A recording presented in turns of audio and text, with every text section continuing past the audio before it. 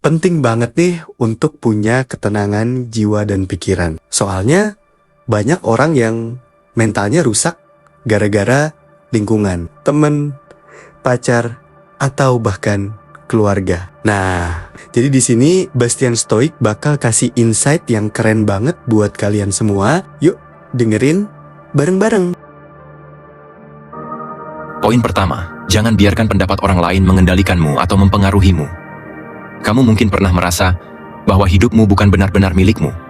Keputusanmu, pilihanmu, bahkan cara kamu tersenyum, semuanya terasa seperti hasil dari apa yang akan mereka pikirkan. Sejak kecil, kita dibentuk oleh suara-suara di luar kepala kita. Komentar keluarga, pandangan teman, sindiran orang asing yang bahkan tidak tahu siapa kita sebenarnya. Dan entah sejak kapan, kita mulai mengira itu suara hati kita. Padahal, bisa jadi itu bukan kamu. Bisa jadi kamu sedang menjalani hidup orang lain, mengejar standar yang bahkan kamu sendiri tak pernah setuju. Seperti yang sudah kita bahas di awal, banyak dari kita tak sadar sedang mengulang cerita yang sama. Tapi di balik cerita itu, sering tersembunyi suara yang tak kalah keras. Suara ekspektasi orang lain. Mungkin kamu memilih jurusan bukan karena kamu suka, tapi karena itu jurusan yang punya masa depan. Mungkin kamu bertahan dalam hubungan yang melelahkan hanya karena takut disebut gagal. Atau kamu bekerja siang malam, bukan karena kamu lapar akan pencapaian, tapi karena kamu takut dianggap malas. Lalu muncul pertanyaan, siapa sebenarnya yang sedang menjalani hidup ini? Karena kalau kamu hidup untuk dipuji, maka kamu akan mati karena diabaikan. Dan itu bukan sekadar pernyataan dramatis, itu fakta psikologis. Otak kita memang dirancang untuk merespon pengakuan dari luar. Tapi ketika satu-satunya tolok ukur kebahagiaanmu adalah validasi, kamu sedang membangun istanamu di atas tanah yang terus bergerak. Salah satu hal paling membebaskan yang bisa kamu lakukan adalah berkata, "Aku memilih ini karena aku tahu kenapa, dan itu cukup." Tapi ya, itu tidak mudah. Apalagi kalau kamu tumbuh dalam budaya yang memuja citra, menghormati hierarki, dan menganggap omongan orang sebagai hukum tak tertulis. Maka tak heran kalau banyak dari kita yang takut. Takut bikin keputusan sendiri, takut beda, takut dicap egois. Padahal, siapa bilang mengambil keputusan sendiri itu egois? Kalau kamu tahu alasannya, mempertimbangkannya dengan hati, dan siap menanggung konsekuensinya, maka kamu tidak egois. Kamu bertanggung jawab. Dan tanggung jawab itu lebih dewasa dari sekadar patuh. Saya tidak sedang mengajak kamu jadi pemberontak. Saya hanya mengajak kamu melihat ulang. Berapa banyak keputusanmu hari ini yang benar-benar lahir dari dalam dirimu sendiri? Coba bayangkan, kalau tidak ada satupun orang tahu tentang hidupmu. Tidak ada likes, tidak ada komentar, tidak ada sanjungan, tidak ada kritik. Kamu bisa hidup sepenuhnya anonim. Apa yang akan kamu lakukan? Apakah kamu masih tetap akan memilih hidup yang sama? Atau kamu justru akan menyadari bahwa sebagian besar dari apa yang kamu kejar hari ini bukan untukmu, tapi untuk penonton yang bahkan tak kau kenal? Kita hidup dalam dunia yang bising. Semua orang bicara, semua orang menilai. Tapi tidak semua penilaian itu harus kamu anggap serius. Kadang suara yang paling keras bukan berarti suara yang paling benar. Dan kadang suara yang pelan, yang datang dari dalam itu yang paling jujur. Ada fakta menarik soal ini. Penelitian menunjukkan bahwa individu yang dibesarkan dalam lingkungan penuh tekanan sosial cenderung memiliki tingkat kecemasan lebih tinggi ketika harus membuat keputusan pribadi. Mereka terbiasa mengandalkan lampu hijau dari luar, dan ketika sinyal itu tidak muncul, mereka merasa tersesat. Bahkan tak sedikit dari mereka yang merasa bersalah saat melakukan hal yang mereka sukai, hanya karena hal itu tidak sesuai dengan harapan orang sekitarnya. Kalau kamu pernah merasa seperti itu, kamu tidak sendiri. Dan itu bukan kelemahan.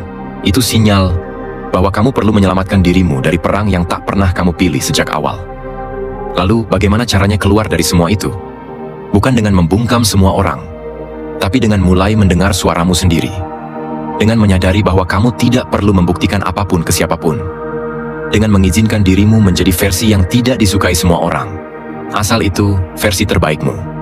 Dan satu hal lagi, kalau kamu ingin tahu apakah keputusanmu benar-benar milikmu, coba tanyakan ini.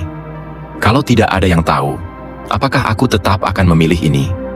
Kalau jawabanmu iya, maka itu adalah keputusan yang lahir dari kedalaman, bukan tekanan. Mungkin suatu hari nanti, kamu akan sampai di titik di mana kamu membuat keputusan besar yang tak dimengerti siapapun. Mereka akan bilang kamu bodoh, keras kepala, tidak tahu diri. Tapi mereka lupa, yang kamu pertaruhkan bukan citra, tapi hidupmu sendiri. Dan kamu hanya punya satu kali kesempatan menjalaninya. Jangan sia-siakan hidup itu hanya karena kamu takut tidak disukai. Sekarang, tutup matamu. Bayangkan hidup yang kamu inginkan. Bayangkan langkah kecil pertamamu hari ini. Kamu tidak perlu umumkan, tidak perlu klarifikasi. Cukup jalani. Karena seperti yang kita bahas sebelumnya, perubahan sejati tidak butuh saksi. Dan seperti yang akan kita bahas di poin berikutnya, apa yang akan kamu lakukan kalau kamu sadar bahwa hidup ini tidak akan berlangsung selamanya? Poin kedua, memento mori. Ingatlah bahwa kita akan mati. Seperti yang sudah kita bahas di poin sebelumnya, banyak dari kita hidup dalam bayang-bayang ekspektasi orang lain. Tapi ada satu hal yang seringkali lebih menakutkan dari penilaian sosial, yaitu kenyataan bahwa suatu saat semuanya akan berakhir. Termasuk hidup kita. Sekilas terdengar suram. Tapi coba dengarkan ini perlahan. Bayangkan kamu sedang berdiri di sebuah halte, sendirian, saat senja turun. Lalu kamu menyadari satu hal. Kamu tidak tahu berapa lama lagi kamu akan ada di dunia ini. Mungkin terdengar klise, tapi kenyataannya, kamu benar-benar tidak tahu. Dan anehnya, justru karena kita tidak tahu, kita menjalani hidup seperti kita akan hidup selamanya. Menunda minta maaf, menunda memulai, menunda berani. Padahal waktu tidak menunggu siapapun. Dan ketika kamu menyadarinya, kamu tidak akan merasa panik. Kamu akan merasa hadir. Karena ketika kamu sadar kamu akan mati, kamu mulai benar-benar hidup. Kematian bukan musuh. Dia hanya tidak bisa dinegosiasikan. Kita semua akan sampai di sana. Pertanyaannya cuma satu. Kita akan sampai dalam kondisi seperti apa? Banyak orang menghindari pembicaraan tentang kematian karena dianggap menyeramkan atau membawa sial. Ada yang percaya membicarakan kematian mempercepat datangnya kematian itu sendiri. Tapi kenyataannya, justru dengan memikirkannya, kita diajak untuk hidup lebih jujur. Karena saat kamu sadar bahwa semua ini akan selesai, pertanyaannya berubah. Dari apa yang harus aku dapatkan, menjadi apa yang harus aku tinggalkan. Dan mungkin itu alasan kenapa sebagian orang yang pernah hampir mati, justru terlihat lebih hidup daripada kita. Mereka tidak lagi takut kehilangan pekerjaan, tidak terlalu peduli dengan drama sosial, tidak lagi menunggu waktu yang sempurna. Mereka tidak punya waktu untuk menjadi palsu. Mereka tahu, satu-satunya yang layak dikejar adalah hal yang bermakna. Dan kamu tidak harus menunggu berada di ruang ICU untuk sampai pada kesadaran itu. Pernah ada penelitian menarik soal ini. Ketika orang diminta menuliskan apa yang akan mereka lakukan seandainya mereka hanya punya waktu 24 jam untuk hidup, sebagian besar menulis hal-hal sederhana. Memeluk anak saya, minta maaf ke ibu saya, menikmati matahari pagi. Bukan beli rumah, bukan punya 1 juta followers, bukan membuktikan siapa-siapa. Sesuatu yang mungkin bisa kamu lakukan hari ini, tapi entah kenapa, belum kamu lakukan juga. Apa yang sebenarnya kita takutkan dari kematian? Mati, atau tidak sempat hidup? Karena mungkin ketakutan terbesar kita bukan kehilangan napas, tapi kehilangan momen. Momen di mana kita bisa mencinta, memaafkan, mengubah arah, mewujudkan mimpi kecil yang selama ini cuma ada di notes HP kita. Dan seperti yang sering terjadi, kita selalu merasa masih punya waktu, sampai waktu itu benar-benar habis. Saya tahu, merenungi kematian bukan hal yang menyenangkan, tapi kenyataan jarang terasa nyaman. Dan justru karena itu, ia menyadarkan, kalau kamu mau mencoba, ambil 1 hari saja. Hidup seolah-olah kamu tahu ini hari terakhirmu. Bukan dengan menjadi nekat, tapi dengan jujur. Jujur ke dirimu sendiri. Tentang siapa yang ingin kamu hubungi. Apa yang ingin kamu mulai. Apa yang seharusnya sudah kamu akhiri. Dan perhatikan, apa saja yang ternyata tidak penting. Semua drama, semua omongan orang, semua beban yang tidak kamu butuhkan, perlahan kehilangan bentuknya. Kamu mulai merasa ringan, karena tidak ada waktu untuk menjadi siapa-siapa. Yang tersisa hanyalah menjadi dirimu sendiri. Ada satu hal yang menarik. Beberapa ahli menyebut bahwa kesadaran akan kematian bisa meningkatkan ketenangan batin, bahkan menurunkan kecenderungan depresi.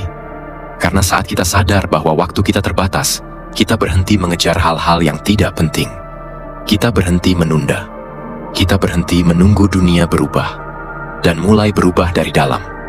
Bahkan, secara neurologis, otak orang yang rutin merenungkan kematian cenderung memiliki respons stres yang lebih stabil. Mereka lebih tahan menghadapi ketidakpastian, karena mereka sudah berdamai dengan ketidakpastian terbesar, kematian itu sendiri. Tapi tentu, ini tidak untuk semua orang. Ada juga yang jadi terlalu takut, terlalu larut dalam ketidakpastian, sampai lupa bagaimana hidup. Itulah kenapa penting untuk merenung, bukan tenggelam. Menengok kematian bukan untuk membuatmu menyerah, tapi agar kamu bisa bangkit. Karena orang yang sadar bahwa hidupnya bisa berakhir kapan saja, biasanya tahu kemana harus melangkah. Dan kalau kamu bertanya, kalau semua ini akan berakhir, kenapa aku harus peduli? Maka jawabannya sederhana. Justru karena semua ini akan berakhir, semua hal yang kamu lakukan jadi bermakna. Senyummu, waktumu, kesabaranmu, pilihanmu hari ini, semuanya berarti. Justru karena tidak akan selamanya. Coba bayangkan, di satu pagi yang biasa, kamu membuka jendela, udara masuk, cahaya menyentuh wajahmu, dan kamu sadar, kamu masih hidup. Apa yang akan kamu lakukan hari itu? Masihkah kamu ingin menunda? Atau kamu mulai berjalan dengan tenang, dengan sadar? Karena kamu tahu, waktu yang kamu punya adalah anugerah yang tidak diberikan dua kali. Memento mori. Bukan untuk menakutimu, tapi untuk mengingatkanmu bahwa hidup itu sementara, dan justru karena sementara, ia sangat berharga. Poin ketiga, kendalikan. Apa yang bisa dikendalikan, lepaskan apa yang tidak bisa. Kadang hidup terasa berat bukan karena apa yang benar-benar terjadi, tapi karena kita terus mencoba mengendalikan sesuatu yang sebenarnya bukan milik kita. Seperti mencoba menahan hujan dengan payung yang bolong, lalu marah karena tetap kebasahan. Padahal, seperti yang sudah disinggung di poin sebelumnya, kita semua tahu ada batas yang tak bisa kita lewati. Tapi anehnya, kita terus berusaha seolah batas itu bisa disulap jadi pintu masuk. Kita memaksakan orang lain berubah sesuai keinginan kita. Kita terlalu sibuk dengan sikap orang, opini orang, respons orang, padahal yang bisa kita kendalikan cuma cara kita bereaksi. Dan itu pun kadang susah, tapi bukan berarti mustahil. Bayangkan kamu lagi duduk di sebuah kedai kecil sore hari, kopi di tangan, hujan tipis jatuh di luar jendela. Kamu baru saja mengalami hari yang buruk, atau minggu yang buruk, atau tahun yang, ya kamu tahu, sesuatu yang besar terjadi. Mungkin orang yang kamu harapkan berubah tetap sama. Mungkin rencana yang kamu susun runtuh begitu saja. Atau mungkin kamu sendiri yang kehabisan tenaga, karena terus mencoba mengendalikan arah dari semua sisi. Tapi, di tengah semua itu, kamu masih bisa memilih. Mau terus mengutuki badai, atau mulai belajar menguatkan diri di dalamnya? Seringkali, yang membuat hidup terasa kacau bukan peristiwa itu sendiri, tapi karena kita mengharapkan hal itu terjadi sesuai keinginan kita. Kita lupa bahwa banyak hal dalam hidup ini terjadi tanpa izin kita. Dan kalau dipikir-pikir, mungkin itu bagus. Karena kalau semua harus sesuai keinginan kita, hidup ini bisa-bisa cuma jadi cerminan ego, bukan pembelajaran. Ada sebuah fakta menarik. Dalam beberapa penelitian, semakin kuat seseorang merasa bahwa dia harus mengendalikan hasil, justru semakin besar tingkat kecemasannya. Karena semakin dia mengejar kepastian, semakin ia sadar bahwa dunia ini terlalu luas untuk dipetakan dengan peta milik sendiri.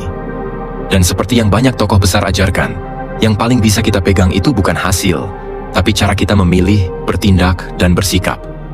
Kita terlalu sering berharap semua hal dalam hidup berjalan mulus. Padahal kenyataannya, kita bahkan tidak bisa mengontrol cuaca hari ini. Lalu kenapa kita merasa bisa mengontrol hati orang lain atau jalan pikiran mereka? Mungkin karena kita takut kehilangan, atau takut terlihat kalah, atau kita masih percaya bahwa kalau kita cukup keras mencoba, semuanya akan berubah. Tapi kenyataan hidup tidak selalu bekerja seperti itu. Bukan karena kita lemah, tapi karena dunia ini memang tak dibuat untuk selalu mengikuti kehendak siapapun. Dan bisa jadi, justru di situ letak pembebasannya. Karena begitu kamu berhenti mengatur semua hal, kamu jadi punya ruang untuk menerima.